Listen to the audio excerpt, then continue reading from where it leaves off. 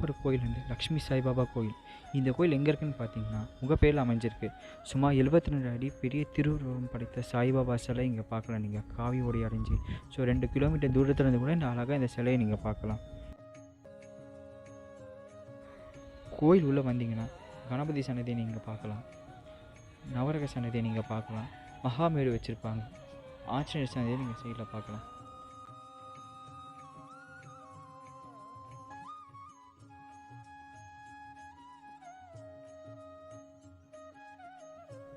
இப்போ நம்ம சாய்பாபாவை தரிசிக்க போகலாம் வாங்க.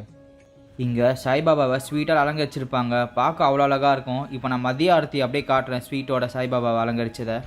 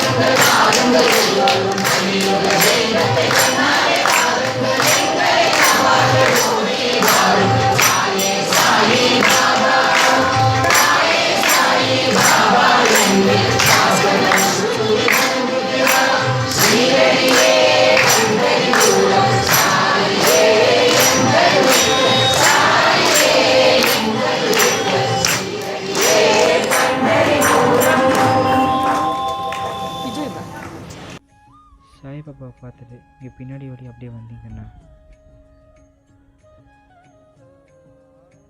இங்கே நீங்கள் சாய்பாபா பாதம் பார்க்கலாம். ஷீரடியில் சாய்பாபா உட்காந்த அந்த கல் இங்கே இருக்குங்க. இந்த கல் எங்கேயுமே இருக்காதுங்க, இங்கே மட்டும்தாங்க வச்சுருக்காங்க.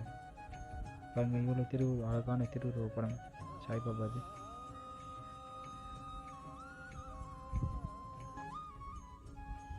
அப்படி இங்கே பார்த்தீங்கன்னா சாய்பாபாவுடைய சிலை உட்கார்ந்த மாதிரிங்க அழகா.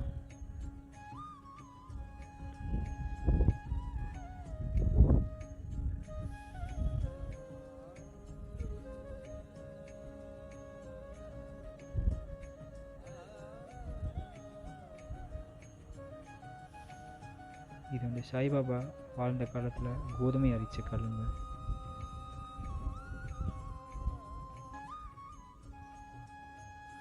அப்படியே வந்தீங்கன்னா இங்கே ஒரு சாய்பாபா சிலை அழகாக இருக்குங்க.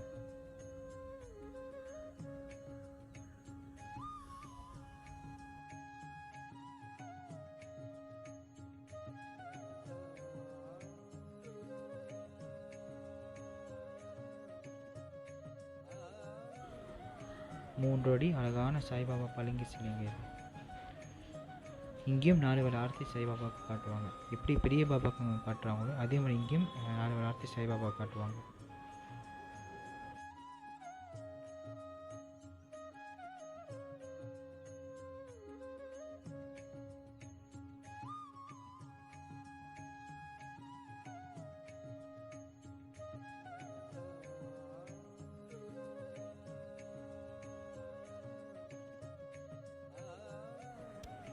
இது லக்ஷ்மி குபேரர் சன்னதி.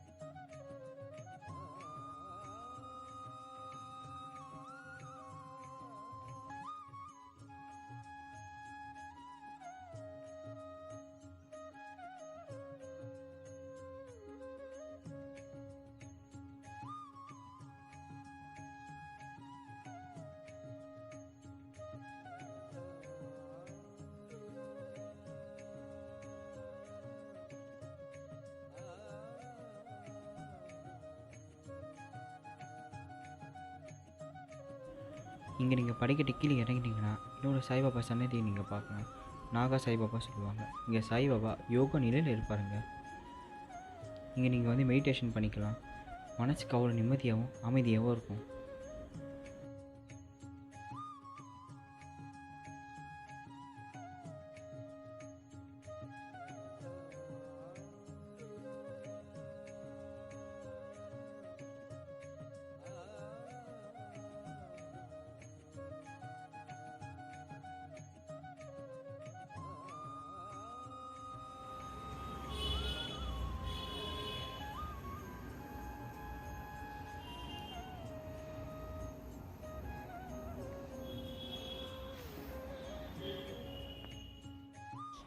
இப்போ நம்ம இந்த கோயிலை பற்றி தெரிஞ்சுக்கலாம்.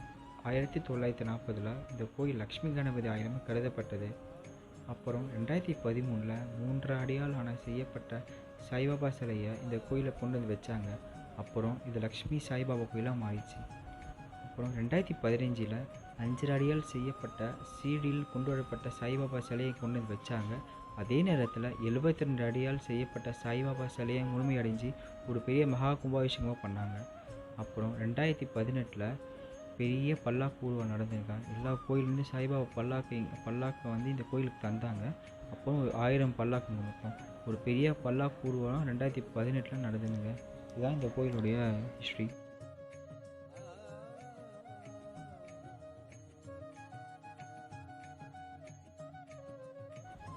இப்போ நம்ம பார்க்குறது சாவடி. ஷீரடியில் எப்படி இருக்கோ அதே மாதிரி இங்கேயும் சாவடி இருக்குங்க. இந்த கோயில் ஆப்போசிட்லேயே இருக்குங்க. இது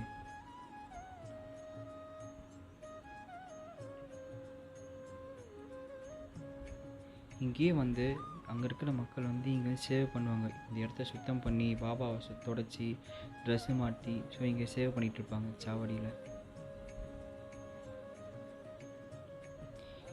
இங்கேயும் பூஜை பண்ணுவாங்க சாய்பாபாவுக்கு.